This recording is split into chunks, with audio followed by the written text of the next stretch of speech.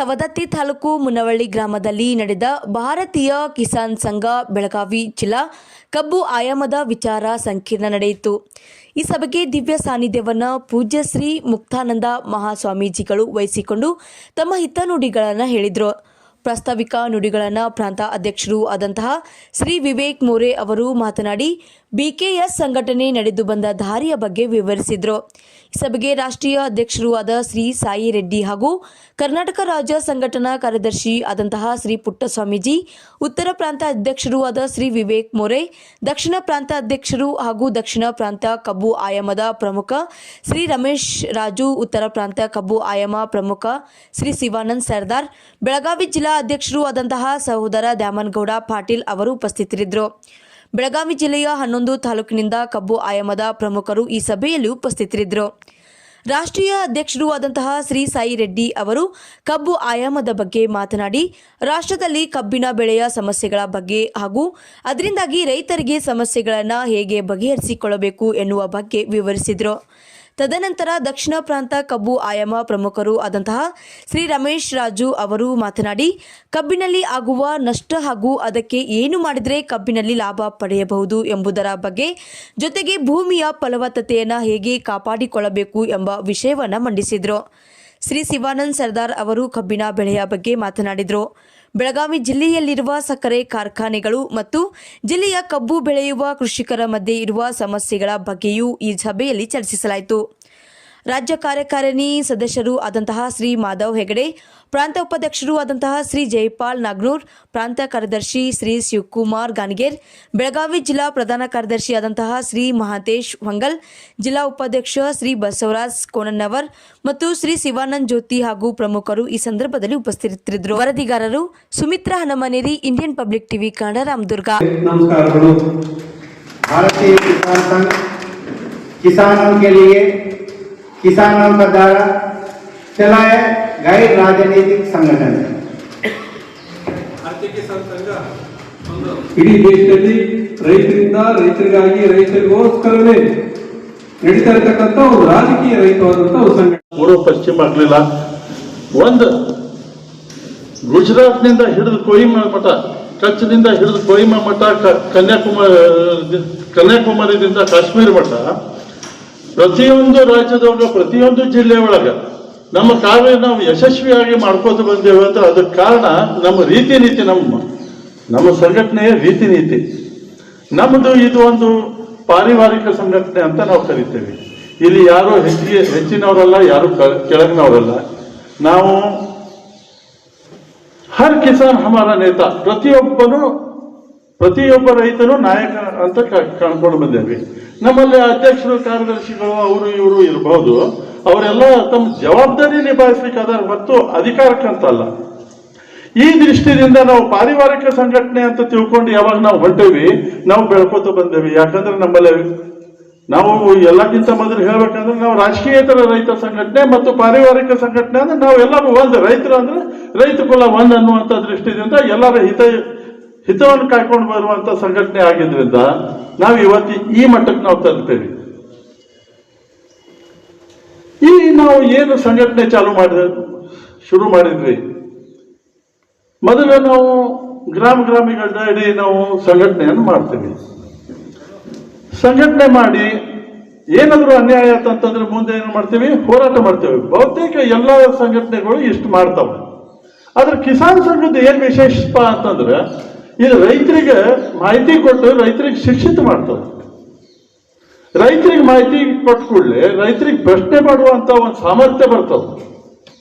ಆ ಸಾಮರ್ಥ್ಯ ಬಂದ ಕೂಡಲೇ ತಮ್ದು ಯಾವುದೇ ಕೆಲಸ ಇತ್ತಂತಂದ್ರೂ ರೈತರಿಗೆ ತನ್ನ ಕೆಲಸ ಮಾಡ್ಕೊಂಡು ಬರ್ಲಿಕ್ಕೆ ಸರಳವಾಗಿ ಕೆಲಸ ಅಂದ್ರೆ ತನ್ನ ಕೆಲಸ ಎಲ್ಲ ಸರಳ ಆಗ್ತಾವೆ, ಹಾದಿ ಸರಳವಾಗಿ ಸಿಗ್ತದೆ. ಈ ದೃಷ್ಟಿದಿಂದ ಮಾಡ್ತೀವಿ. ನಾವು ಗ್ರಾಮಗಳಿಗೆ ಎಲ್ಲ ಕಡೆ ಹೋಗ್ತೀವಿ. ನಾವು ಮುಖ್ಯವಾಗಿ ಒಂದು 4-5 ಕ್ಷೇತ್ರದೊಳಗೆ ಕೆಲಸ ಮಾಡ್ತೇವೆ. ಒಂದನೇದು ನಾವು ಕೃಷಿ ಒಳಗೆ ಕೆಲಸ ಮಾಡ್ತೇವೆ, ಎರಡನೇದು ಆಹಾರ ಭದ್ರತೆ ಬಗ್ಗೆ ಮಾಡ್ತೇವೆ, ಮೂರನೇದು ಗ್ರಾಮೀಣ ಉದ್ಯೋಗ ಬಗ್ಗೆ ವಿಚಾರ ಮಾಡ್ತೇವೆ, ಮತ್ತು ನಾಲ್ಕನೇದು ನಮ್ಮ ಪರಿಸರ ಬಗ್ಗೆನೂ ನಾವು ವಿಚಾರ ಮಾಡ್ತೇವೆ. ಈ ಎಲ್ಲ ದೃಷ್ಟಿಯಿಂದನೂ ಮಾಡಿದಾಗ, ಎಲ್ಲ ದೃಷ್ಟಿಯಿಂದ ವಿಚಾರ ಮಾಡಿದಾಗ ನಮ್ಮ ಸಂಘಟನೆ ಈ ರೀತಿ ಬೆಳೆಯುವಂಥದ್ದು ಒಂದು ಕಾರಣ ಆಗುತ್ತೆ. ಇವತ್ತು ನಾವು ಇಲ್ಲಿ ಕೂಡೇವಿ ಕಬ್ಬು ಆಯಾಮ ಸಮಿತಿ. ನಾವು ಕೃಷಿ ಅಂತ ಮಾತಾಡಿದ್ರೆ ನಾವು ಕೃಷಿಗೆ ಸಂಬಂಧಪಟ್ಟಂತ ಬೇರೆ ಬೇರೆ ವಿಷಯಗಳನ್ನು ತಗೋತೀವಿ. ಬೇರೆ ಬೇರೆ ವಿಷಯ ನಾವು ಅದಕ್ಕೆ ಆಯಾಮ ಅಂತ ಕರಿತೇವೆ. ಒಂದು 12 ಆಯಾಮ ಅದಾವ, ಅದ್ರೊಳಗೆ ಕಬ್ಬನು ಒಂದು. ಆಗಲೇ ನಮ್ಮ ಪುಟ್ಟಸ್ವಾಮೀಜಿ ಅವ್ರು ಹೇಳಿದ್ದಾರೆ, ಕೃಷಿ ಅಂತ ಐತಿ, ತೋಟಗಾರಿಕೆ ಐತಿ, ವಿದ್ಯುತ್ ಐತಿ, ಕಂದಾಯ ಐತಿ, ಆಮೇಲೆ ಇನ್ಶೂರೆನ್ಸ್ ಐತಿ. ಹೀಗೆ 12 ಕ್ಷೇತ್ರ ಬೇರೆ ಬೇರೆ ಸಬ್ಜೆಕ್ಟ್ ಏನದಾವ. ಇದ್ರೊಳಗೆ ಒಬ್ಬೊಬ್ರು ಪ್ರಮುಖರನ್ನು ಹುಡುಕಿ ಒಬ್ಬೊಬ್ರು ಜಿಲ್ಲಾಕ್ಕಾಗ್ಲಿ ತಾಲೂಕಿಗಾಗ್ಲಿ ಎಲ್ಲ ಕಡೆನೂ ನಾವು ನಮ್ಮ ವಿಚಾರವನ್ನ ಜನರು ಕೂಡ ಕೂತು ಅವ್ರು ಕೂಡ ಚರ್ಚೆ ಮಾಡಿ ಎಲ್ಲಿ ಏನ್ ತೊಂದರೆ ಐತಿ ಎಲ್ಲಿ ಏನೈತೆ ಅಂತಂದು ಒಂದು ಅನುಭವದ ಮೇಲೆ ನಾವು ಏನ ಮಾಡ್ತೀವಿ, ನಮ್ಮ ನಿರ್ಣಯಗಳು ನಾವು ತಗೋತೀವಿ.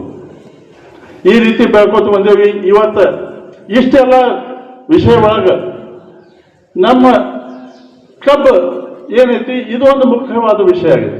ಯಾಕಂದ್ರೆ ನಮ್ಮ ಉತ್ತರ ಕರ್ನಾಟಕದೊಳಗ ಕಬ್ಬು ಒಂದು ಮುಖ್ಯ ಬೆಳೆ ಐತಿ, ವಾಣಿಜ್ಯ ಬೆಳೆ ಐತಿ. ಏನಾದ್ರೂ ರೈತರು ಒಂದು ಸ್ವಲ್ಪ ರೊಕ್ಕ ಕಂಡಾರ ಅಂದ್ರೆ ಕಬ್ಬಿನಿಂದ ಕಂಡಾರ. ಬಾಕಿ ತಮ್ಮ ಮನೆ ಪುರ್ತಕ್ಕೆ ಏನ್ ಬೇಕಷ್ಟು ಬೆಳ್ಕೊಂಡು ತಾವು ಚಲೋ ಇದ್ದಾರೆ. ಅದಕ್ಕೆ ಕಬ್ಬು ದೊಡ್ಡ ವಿಷಯ ಐತಿ. ಕಬ್ಬು ಒಳಗೆ ಮೋಸಗಳು ಬಹಳ ಆಗಕತ್ತಾವ. ಫ್ಯಾಕ್ಟ್ರಿದವ್ರು ತಮ್ಮ ಮನಸ ಇಚ್ಛೆ ಅಂತ ನಡೆಯಕತ್ತೈತಿ. ಆದ್ರೆ ಹೆಂಗಾಗೈತಿ ಕಬ್ಬಿನ ವಿಷಯ ಅಂತಂದ್ರೆ ಈ ಫ್ಯಾಕ್ಟ್ರಿ ಅವ್ರ ಆನಿ ಇದ್ದಂಗ ಆನಿ ನಡೆದಿದ್ದ ಹಾದಿ ಆಗ್ಬಿಟ್ಟೈತಿ ನಮ್ಮಲ್ಲಿ. ಇದಕ್ಕೆ ನಾವು ಏನ್ ಮಾಡ್ಬೇಕಪ್ಪ, ಈ ವಿಚಾರವನ್ನು ತಗೊಂಡು ನಾವು ಇವತ್ತಿನ ಕೂಡ ಅದ್ರ ಸಂಬಂಧ ನಮ್ಮ ಅಖಿಲ ಭಾರತದ ಅಧ್ಯಕ್ಷರು ಸಾಯಿ ರೆಡ್ಡಿಜಿ ಅವರು ಬಂದಾರ, ನಮ್ಮ ದಕ್ಷಿಣ ಪ್ರಾಂತದಿಂದ ರಮೇಶ್ ರಾಜು ಅವರು ಅದಾರ, ನಮ್ಮ ಶಿವಾನಂದ್ ಸರ್ದಾರ್ ಅವರು ಅದಾರ, ತಾವೆಲ್ಲರೂ ಅದೇರಿ. ನಾವೆಲ್ಲರೂ ಕೂಡಿ ಮಾತಾಡಿ ನಾವು ರೈತರು ಎಲ್ಲರೂ ಎಲ್ಲ ಇವತ್ತು ತನಕ ತಮಗೆಲ್ಲ ಹೇಳ ಮತ್ತೆ ಎಲ್ಲರೂ ತಾವು ಕೆಲಸ ಮಾಡೋದಿದ್ದಾರೆ. ಹಿಂಗಾಗಿ ಅದರದೇನು ನಾ ಏನು ಭಾಳ ಹೇಳಾಕ್ತೇನಿಲ್ಲ, ಆ ವಿಷಯನೂ ಮಾತಾಡ್ತೀನಿ. ಮುಖ್ಯವಾಗಿ ನಾ ಹೇಳಬೇಕಾಗಿದೆ ಏನಂದ್ರೆ ನಾವು ರೈತರು ಬದಲಾಗತ್ತೆ. ರೈತರು ಬಂದಾಗ ಒಕ್ಕಲ್ತನ ಬಂದಾಗ ಬೆಳಿಬೇಕಾದ ಬೆಳಿ ಆದ್ರೆ ಮೊನ್ನೆ ಯಾಕಂದ್ರೆ ಜಗತ್ತಿನಾಗ ಯಾರಿರ್ಲಿಕ್ಕೂ ಜಗತ್ತಿನಲ್ಲಿ ರೈತರಿಲ್ಲ ಅಂದ್ರೆ ಜಗತ್ತಿನಲ್ಲಿ ಎಲ್ಲ ಜೀವರಾಶಿಗಳು 74 ಲಕ್ಷ ಜೀವರಾಶಿಗಳಿಗೂ ಅನ್ನವನ್ನು ಕೊಡಿಸುವಂತ ವ್ಯವಸ್ಥೆಯನ್ನು ಪರಮಾತ್ಮ ರೈತರು ಕೊಡ್ತಾರೆ. ಅದ ಹಲವು ವಿಧ. ಅವರು ಬಹಳ ಋಷಿಮುನಿಗಳ ಮೇಘ ಕೃಷಿ ಅಂತ ಹೇಳಿ ಬಹಳಷ್ಟು ವೈವಿಧ್ಯಮಯವಾಗಿ ಎಲ್ಲ ಜೀವಗಳನ್ನು ಬದುಕಿಸಾಕಿ ಏನೇನು ಬೇಕಲ್ಲ ಎಲ್ಲ ಇಟ್ಟಿದ್ರು. ನಮ್ಮಲ್ಲಿ ಮೊದಲು ಏನಿತ್ತಂದ್ರೆ ಸಮಗ್ರ ಕೃಷಿ ಅಂತಿತ್ತು. ನಿಮ್ ಕಲ್ಪನೆ ಇತ್ತು, ಬಹಳ ಹಳೆ ಮಂದಿ ಗೊತ್ತಿರ್ತದೆ. ಮನೆಗೆ ಬೇಕಾಗಿದ್ದ ಮನುಷ್ಯರಿಗೆ ಅವಶ್ಯಕತೆ ಇದ್ದಿದ್ದನ್ನು ಮೊದಲು ಬಿತ್ತಿ ವಾಣಿಜ್ಯ ಬೆಳೆಯನ್ನು ಅರ್ಧದೊಳಗೆ ಮಾಡ್ಕೊತಿದ್ವಿ. ಅರ್ಧ ಪೀಕ್ ನಮ್ದು ಎಷ್ಟೇ ಹೊಲ ಇದೆ, ಅರ್ಧನ ಬದುಕಿಗೆ ಬೇಕಾದಂತ ಎಲ್ಲ ದವಸ ಧಾನ್ಯಗಳನ್ನು ಬೆಳಿತಿದ್ವಿ. ವಾಣಿಜ್ಯ ಬೆಳೆ ಇನ್ನು ಅರ್ಧದಾಗ ಬೆಳಿತಿದ್ವಿ. ಕಾರಣ ಏನಂದ್ರ ನಾನು ಒಬ್ಬ ಬದುಕಬಾರ್ದು. ಪ್ರತಿಯೊಬ್ಬ ಜೀವಿನೂ ಊಟ ಆದ ತಕ್ಷಣ ಅನ್ನದಾತ ಸುಖೀ ಭವ ಅಂತ ಅನ್ನ ಮಾಡಿ ನೀಡ್ದವ ಅಂದ್ರೆ ಅನ್ನ ಉತ್ಪನ್ನ ಮಾಡ್ದವ. ಬಹಳ ಮಂದಿ ಏನಂತ ಅನ್ನದಾತ ಅನ್ನ ನೀಡ್ದವ ಅವಗೂ ಒಂದು ಕೃತಜ್ಞತೆ ಇರೋನು. ಆದ್ರೆ ಇವನ ಬೆಳೆಯಿಲ್ಲ ಅವ ಹಾಕ್ತಿದ್ರು. ಆದ್ರೆ ಇವತ್ತು ಏನಾಗಿತ್ತಂದ್ರ ನಾವೆಲ್ಲರೂ ರೊಕ್ಕ ನೋಡಕತ್ತೆ. ಕಬ್ಬು ಹಾಕ್ತೀವಿ, ಕಬ್ಬು ನೋಡುವಲ್ಲಿ ಆ ಹಾಲಿನ ನೋಡಕತ್ತೆ. ಗೊಂಜಾಳ ಹಾಕ್ತೀವಿ, ಗೊಂಜಾಳ ನೋಡುವಲ್ಲಿ ಹಾಲಿನ ನೋಡಕತ್ತೆ. ಒಂದು ಟೊಮಾಟೊ ಹಾಕ್ತೀವಿ, ಟೊಮಾಟೊ ನೋಡುವಲ್ಲಿ ಎಲ್ಲಾ ಬದಲಾಗ ಏನ್ ನೋಡಕತ್ತೇವಿ, ಆ ಹಸಿರು ನೋಡ್ತೈತಲ್ಲ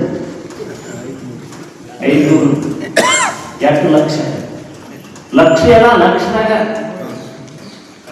ಮತ್ತ ರೈತ ಅದು ಬೆನ್ನ ಹತ್ತಿ ನೆಮ್ಮದಿ ಕಳ್ಕೊಂಡು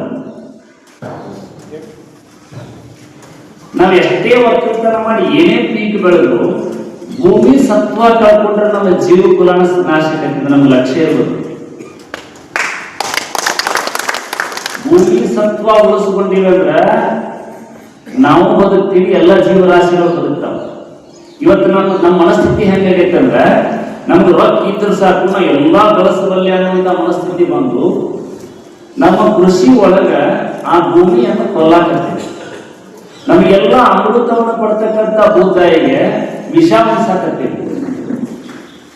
ಎದರ ಹೆಸರಿನಾಗ, ಆಳಿನ ಹೆಸರಿನಾಗ, ಕಳೆನಾಶಕದ ಹೆಸರಿನಾಗ, ರೋಗದ ಹೆಸರಿನಾಗ. ಅದಕ್ಕೆ ಪರಿಹಾರ ಇಲ್ಲ.